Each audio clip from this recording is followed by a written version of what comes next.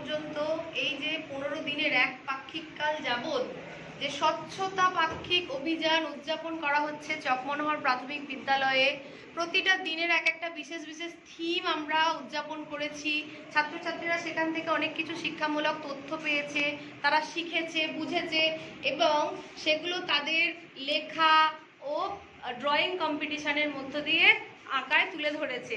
প্রবন্ধ রচনা, আমাদের স্কুল একটা প্রবন্ধ রচনা যেখানে বিশেষ টপিক রেখেছিল যে জল সংরক্ষণ ও প্লাস্টিক বর্জন, এবং একটা ড্রয়িং কম্পিটিশান।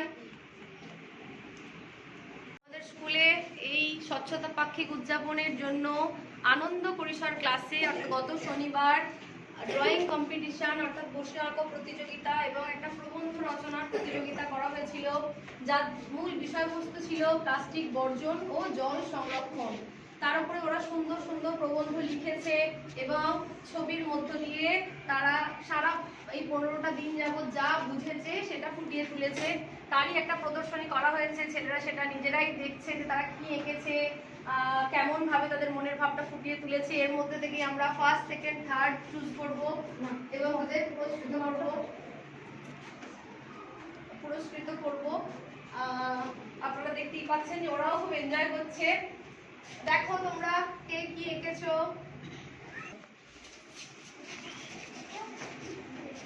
তোমরা নিজেরা বলাবলি করো যে না আর প্লাস্টিক ব্যবহার করবো না, প্লাস্টিক ব্যবহার করবো না।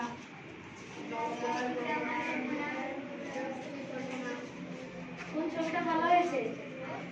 প্রদর্শনী দেখলে এগুলো ভালো হয়েছে?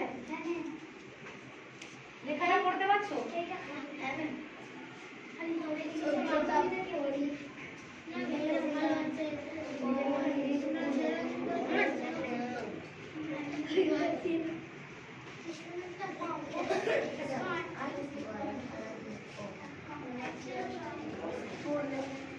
বাহ, তোমরা তো খুব সুন্দর সুন্দর রেখেছো,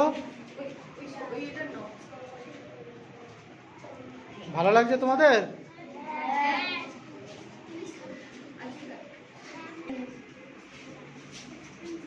দেখো পরে আরো ভালো করে আঁকলে, ঠিক আছে, আর ভালো ভালো লেখা দিলে।